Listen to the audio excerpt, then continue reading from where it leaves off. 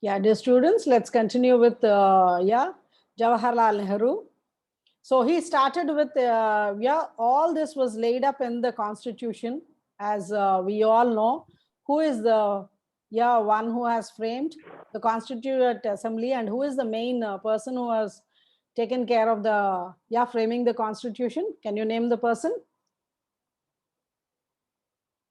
Framing of the constitution. Hello? V.R. Ambedkar. Yes, B.R. Ambedkar.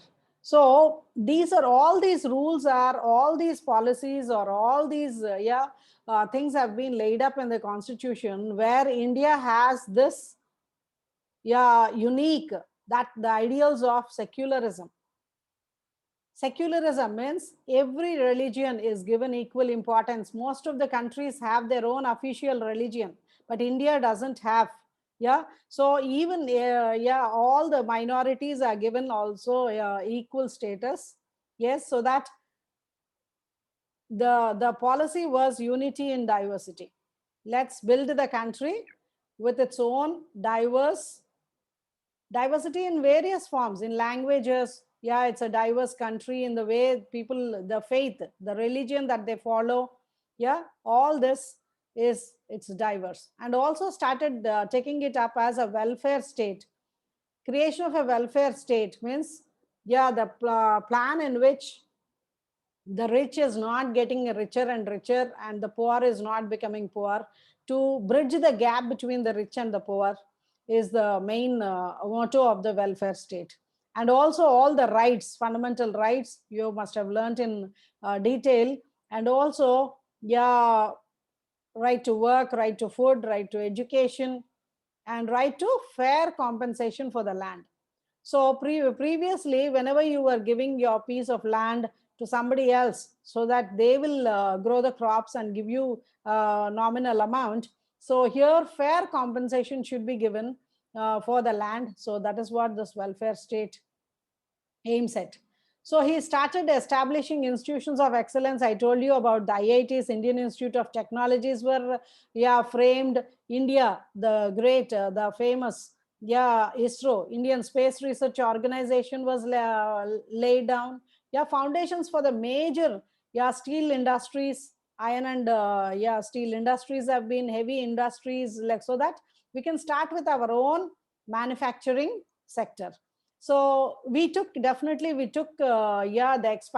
expertise of many European countries, like especially Russia. We started with our own nuclear plants also. But at the same time, our foreign policy is the non-alignment. Non-alignment means we are not, see, at the time of world wars, the whole world was split up into two groups, isn't it? So we are not part of any of these communities, and we tried always to stay as a third group. Yes, so this is the foreign policy. In this way we have. So this for this is, we have the Panchashil principles. Panchashil principles, like, it was put up in 1954.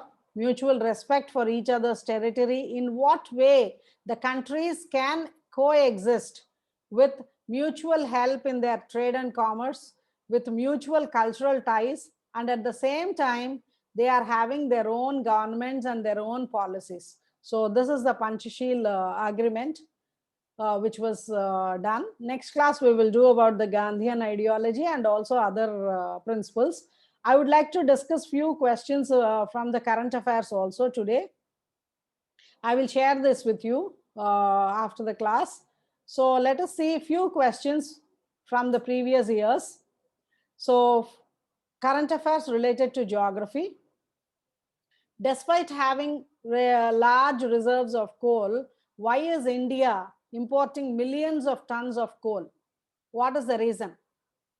The given arguments are, it is a policy of India to save its own coal reserves for the future and import it from other countries for the present use. Most of the power plants are coal based and they are not able to get sufficient supplies of coal from within the country. Steel companies need large quantities of coking coal, which has to be imported. So what do you feel, students, will be the correct answer? 1, 2, 3. 2, ma'am. I think it is 2. Yes, correct. 2 is correct. And 3 is also correct. That the steel companies need lot of coking coal. So that we are not ready with the supplies as of now. So 2 and 3 is the correct answer. Now we will go to the next question.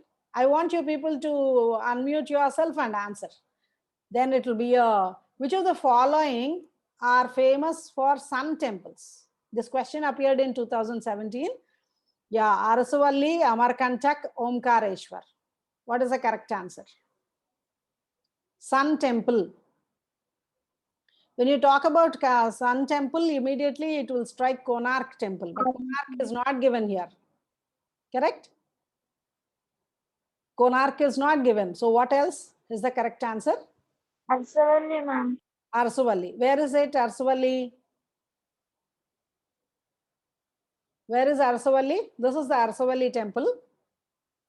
It is near Vishakhapatnam. It is in the Srikakulam district. Okay. So now let me tell you about what is Amarkantak famous for? See, after looking at the question, you need to think about the other options also. What is Amarkantak? There's a lesson, I think so, in Hindi about Amarkantak, right? What is Amarkantak famous for? We have two more names here, right? Amarkantak and Omkareshwar. You need to be interactive, children. It should be a proper discussion. Amarkantak is a town in Madhya Pradesh where there is the temple is Narmada Mandir. Yes, it is the place where the Narmada Satpura ranges meet, and also the Narmada River, Son River, and Johila River. Yeah, all these rivers emerge. So that's why to Sun Temple it's not related. Now next coming to the Omkareshwara temple. Omkareshwara, you will by the name itself you can see that it's not a sun temple. It is related to Shiva, right? So this is under the Dwadasa Jyotirlingalu. Dwadasa Jyotirlingas means the 12 great Jyotirlingas which are there in India, in the country. So these are related to that. Omkareshwar. So is one of the Jyotirlinga. Where is this? Madhya Pradesh. So both Amarkantak and Omkareshwar both are in Madhya Pradesh. Next, what is or common on the two historical places known as Ajanta and Mahabalipuram? What is common? Both were built in the same period. Both belong to the same religious denomination.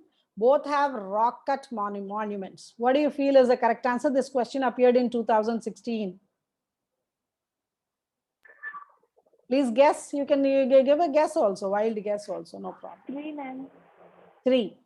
Both have rock cut monuments, right? Anybody who has visited Ajanta and Ellora? Yeah, that's correct. Now, consider the following pairs. This question appeared in 2014. Tabo Monastery and Temple Complex. This is in Spiti Valley. Is it correct? Lotsava Lakhang Temple Nako. This is in these pictures I have added for you to understand, to remember it better. Zanskar Valley and Alchi Temple Complex, Ladakh. So what do you think? Are they exactly matched or not? Tabo Monastery and Temple Complex, Spiti Valley. Where is this? Any idea? Where is Spiti Valley? Himachal Pradesh. Very good, very good. Yes, so that's right. So now this, where is Nako? Nako, is it in Zanskar Valley? If we can tell that, that will be the answer. Alchi Temple Complex. Alchi Temple Complex is in Ladakh. So the first one and the third one are matching. But Nako is not in Zanskar Valley. The valley's name is, so 1 and 3 is the correct answer. Nako is located in Kinnor Valley, right? And Tabo Monastery also, you should remember that it is in the Spiti Valley is in Himachal Pradesh. So a brief note of all the valleys in you should note down so that it will be, you will be able to remember it properly. Consider the following, next question. Consider the following languages: Gujarati, Kannada, Telugu. Which of them are declared as classical language or languages by the government? Classical language or languages. Any guess? You can definitely guess it. Kannada and Telugu. Kannada and Telugu. Yes, very good. Kannada and Telugu have been as the classical languages because they have, they have scriptures written in ancient times also. Correct answer is 2 and 3.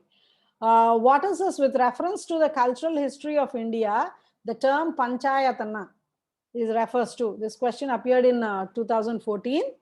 The assembly of panchayat is different. That is, this is panchayatan. It is a style of temple construction. Panchayatana style of temple construction. Now, some Buddhist rock cut caves are called chaithyas, while others are called as viharas. Have you seen the constructions here? Yeah. What is the difference between chaithya and vihara? What is the difference between chaithya and vihara? First of all, this is related to Buddhism. Yes, that you should remember. This question came in 2013. So what is the difference between the two? Any idea? Buddhist temple ma'am, వాళ్ళు ఒక్కొక్క ఊరు నుంచి travel చేస్తూ ఉంటారు. అప్పుడు stay చేయడానికి winter season లో, rainy season లో వాటిని విహారాస్ అంటారు. Right. So dwelling places ante valla hostels where they live together, that is called as vihara. Chaitya is the place of worship where together they meditate or they do their prayers. A place that's called as chaitya, and where they live together, that is called as the viharas. Very good.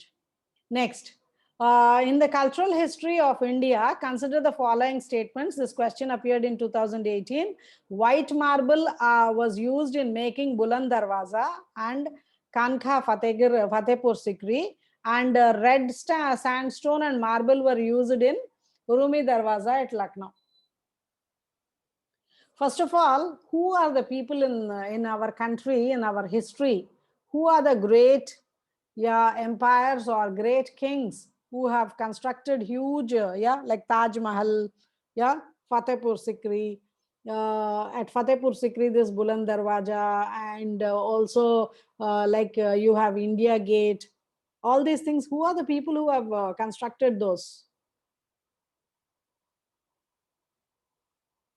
Qutub Minar.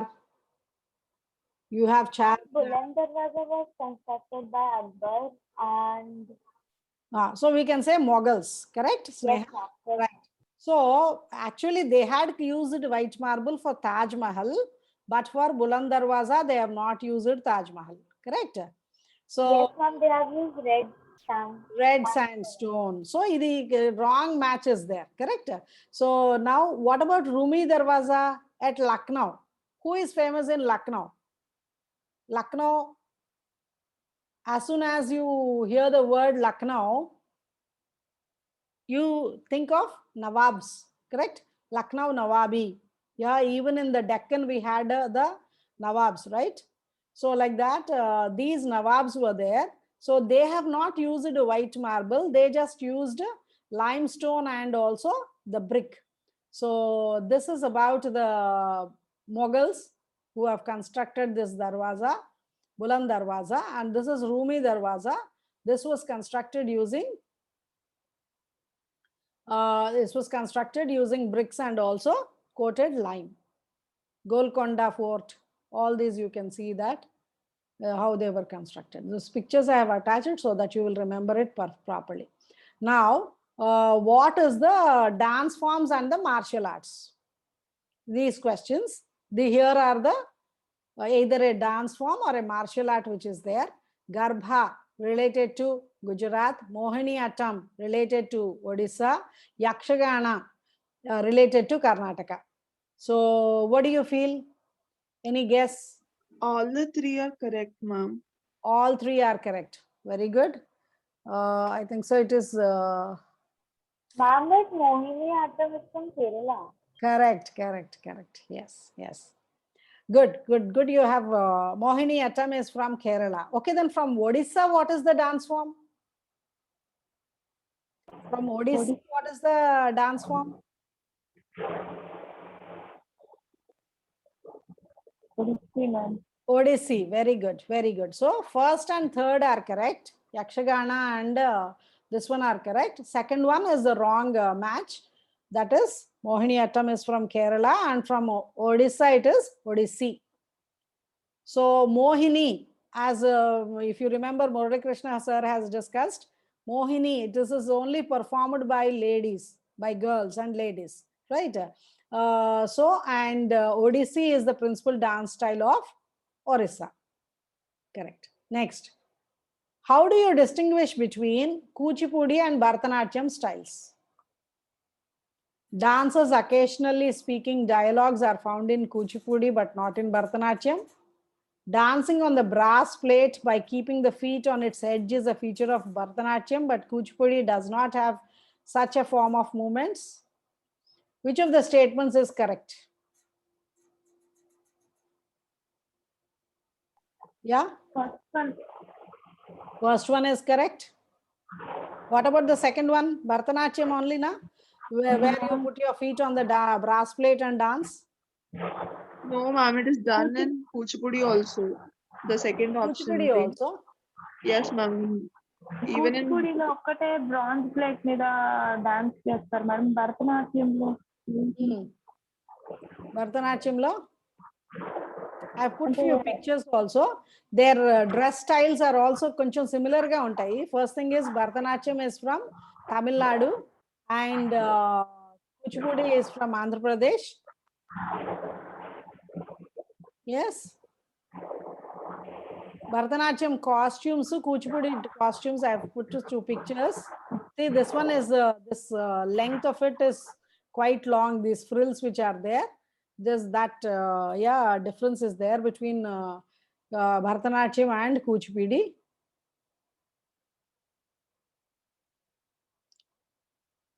Correct.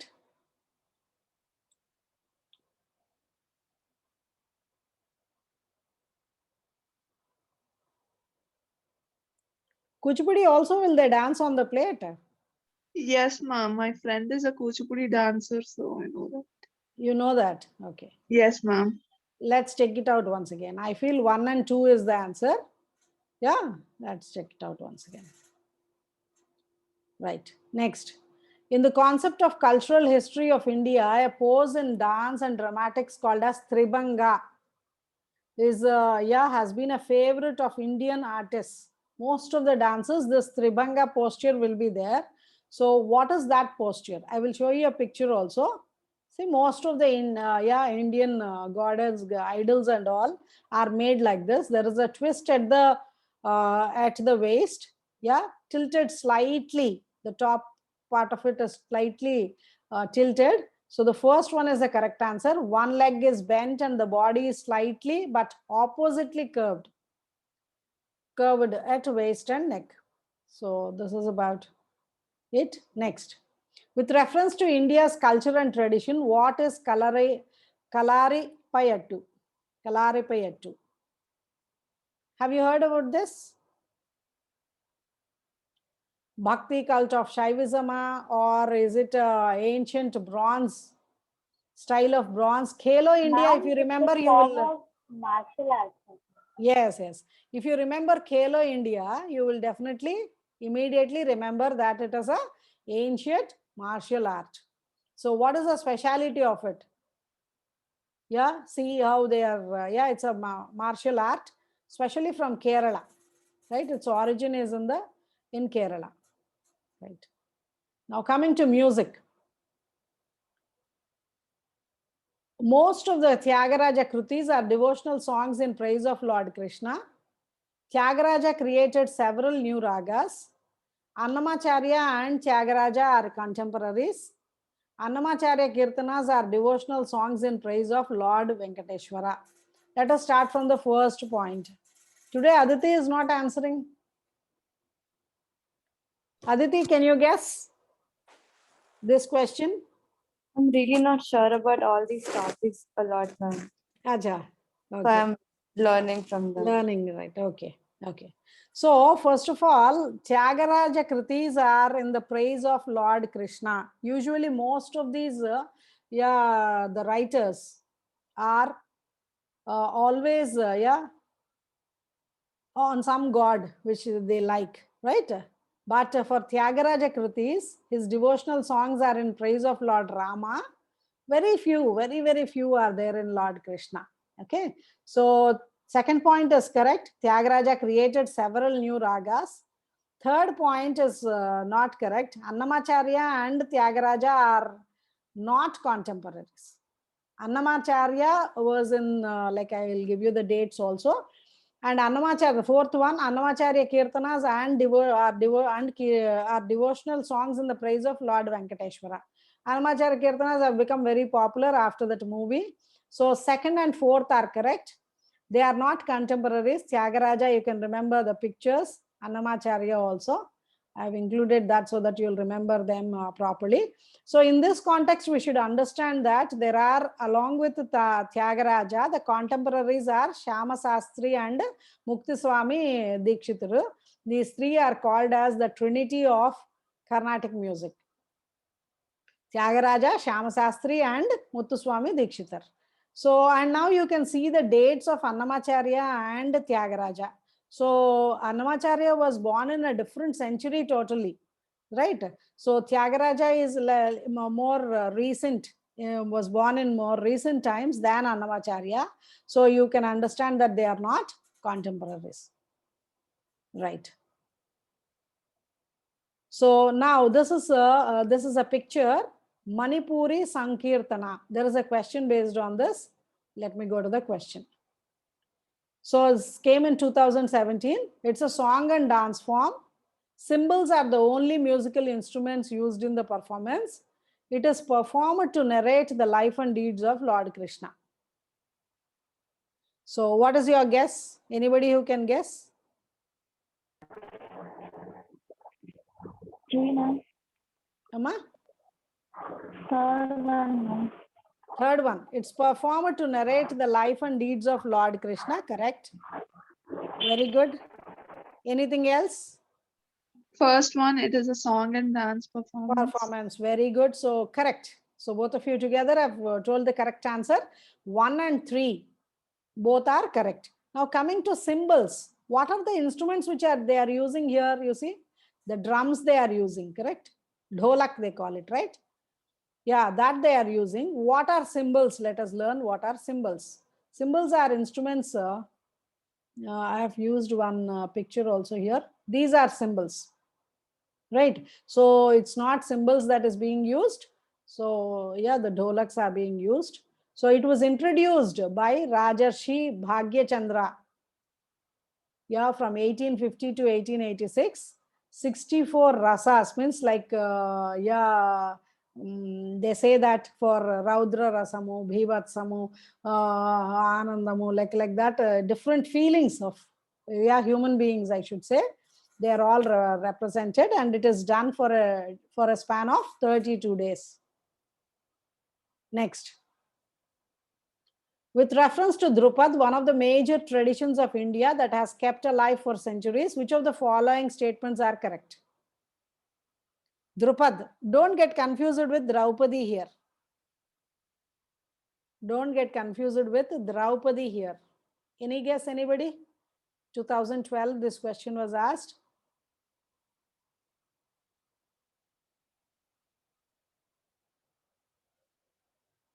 Several questions on art and culture also I have shared with you. Have you people gone through that? 2 worksheets I have sent with the answers so that it will be easy for you. Have you gone through it? Any doubts in that? Hello?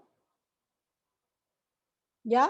Any guess? I think so. No one is able to guess about this. Let me go ahead. So what is Drupad? Drupad is like one form of singing classical music. So Hindustani classical music. Yes, that is one. They call it gharana. Yeah. So Drupad is one gharana, right?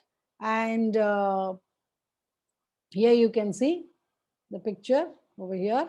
So 2 and 3. Drupad is primarily a devotional and spiritual music.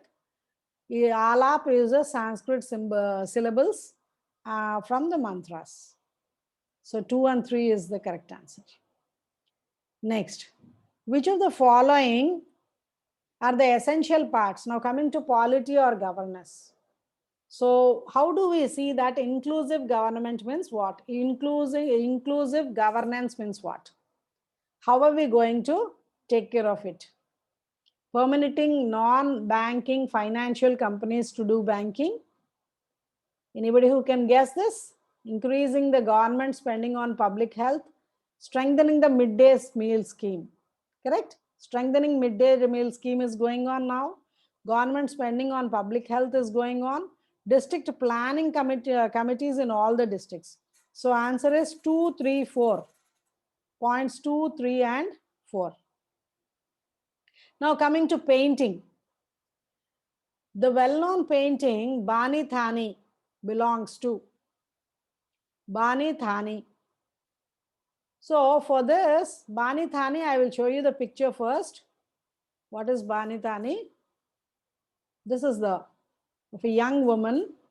Yes, this picture is, which was painted by Nihal Chand, Arvara School of Kishangarh. So elegant woman who is there. So first we should know, before identifying it, we should know about the remaining options also. Yeah, you can start,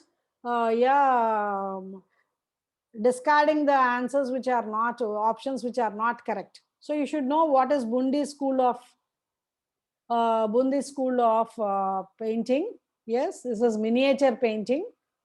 And this was done from 17th century to 19th century, mainly in Jaipur. Yes. Next is the Kangra paintings. Jaipur paintings also. Jaipur paintings, are also miniature paintings. Then Kangra paintings. Kangra paintings, from 1765 to 1823. So these are the different schools, like how you have, different gharanas in classical music, Hindustani music, like that only. These painting styles are also different. Just like how we have the Kalankari painting, and different things with that we find here, right? So like that. The painting of Bodhisattva, this is the picture of Bodhisattva in the most famous, of all the illustrated paintings. Where do you find it? This is found in Ajanta caves. Ajanta is the correct answer. Kalamkari painting I was talking about. This is hand paint cotton textile in South India. Kalamkari. I'll show you a picture of it also. Used. So kalam means pen. So used, they are using it, and this is handmade paintings. All these are handmade paintings and very, very famous now. So consider the following historical places. Find out where do you find the mural paintings. Ajanta caves, Lepakshi temple, Sanchi stupa. We can discard Sanchi stupa. The word itself says that it is a stupa, correct? So which of the following is the mural paintings? So on the caves you have mural paintings, and also in Lepakshi temple also you have the mural paintings. Mural paintings are directly drawing it on the wall, correct? Walls of the temples or walls of the structures. So that is called as mural paintings. Normal painting is like which you can, what is the difference between a mural and a painting is that this is this is done as a artwork done on a piece of paper or on a separate item, whereas murals are already painted on the walls. Correct? So I will share this document with all of you in the group. Yeah, today none of you have answered the questions in the today's quiz questions. Please make sure that every day you are noting down those questions, yeah, and answering them also. Yeah.